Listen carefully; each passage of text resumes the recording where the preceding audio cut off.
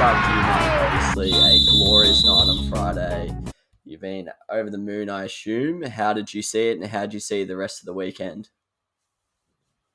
Yeah, Friday night, just absolutely unreal. Got to be just about the most perfect game of footy I've ever seen Port play, certainly over the last 5 years. Absolutely no passengers, all 23 players, including the med sub coming on with 5 minutes left and kicking two. They all just played great roles, and Geelong obviously didn't play that well, didn't show up, and we did. We absolutely belted them, and it should have been about 12 goals if we had been more accurate. But yeah, brilliant showing from Port. Yeah, good stuff. I was happy for you, mate. I was actually a little Thanks, bit mate. in second-hand nerves for you, to be honest. Before I was just thinking, Mate, I like, was oh, I was geez, shitting bricks all week. yeah. I don't like. I could tell that there was a lot riding on it for you, but happy you got the dub there. Rowie, what do you think of the other three games? Were you shocked by the GWS win? Were you impressed by the D's? Nothing much really came as a surprise. As I said, I sort of my gut told me the Giants were going to win, so it was a good match. That it was obviously those string of 5 goals in a row. I think in the second quarter, the Giants that just Yeah, turned the entire match. But I mean, yeah, look, that last quarter was a bit of a worry for the Giants coming to this week, especially considering Green will probably not be playing. That's what my gut's going to say as well. But yeah, it was obviously very promising for the Giants. It was good to see them get a win.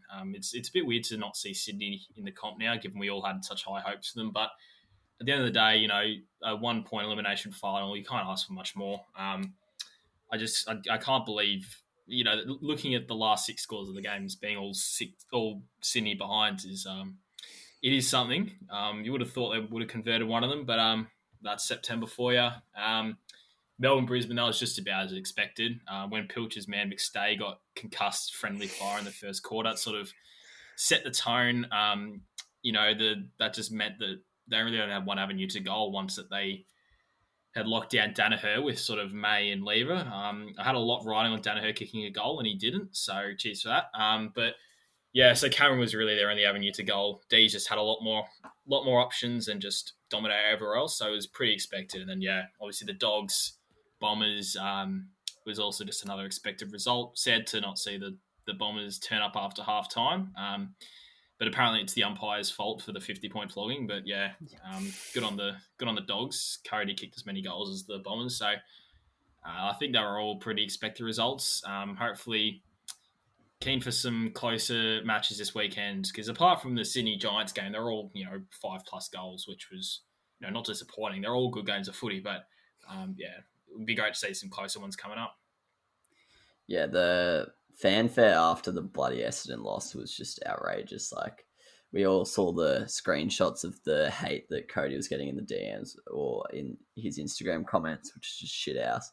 I'll Deserved. never really understand. Yeah, Pilch is the kind of bloke to do it. I'll never really understand the thinking Not true. behind going to someone's Instagram and doing that.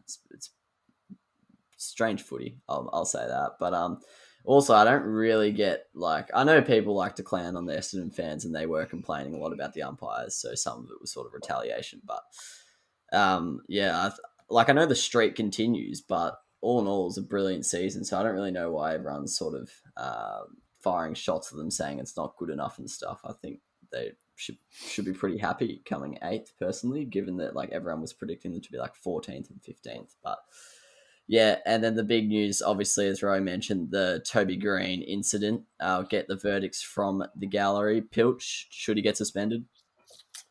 Unfortunately, yes, which makes me even more annoyed that the Swans choked, because they're going to get whacked. Yeah, I think he has to get suspended. Yeah, I agree. I think he has to get suspended as well. Roy, what do you think? Yeah, same mindset. Unfortunately, yes, because obviously he's probably the most watchable player in the comp. And the only way the Giants are probably going to be. Oh, I mean, you say that they well and truly beat them, I think, a month ago. But it would have been GWS would have had a much better chance if they had Toby playing. But yeah, unfortunately, he has to get suspended for that. You can't be just fighting blokes for treating umpires like that, because that's just going to send a message to younger competitions. Players are going to lose their respect for the umpires from a junior level even. And that's just, creates a whole different avenue that causes problems. So yeah, it's got to be a suspension, I think, which sucks. But it'll be the right call. Yeah, like it's a shame. I feel bad for just footy fans, but like he's a fucking idiot. Like with the greatest respect, like it's just so stupid, and it's just so frustrating that he keeps getting himself suspended. I know some of them are like in the heat of the moment, but this one is just like it's just an absolute brain stuff. I know he's not like intentionally trying to hurt the umpire, but it's just so stupid. And it's not even as if like their shoulders just brushed each other. It was legit like chest on chest action. Yeah.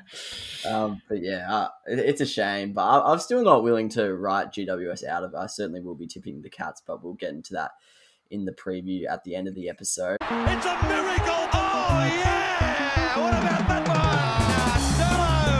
Unbelievable! Balotelli, Aguero! Crowd cheers. Here's Siddle.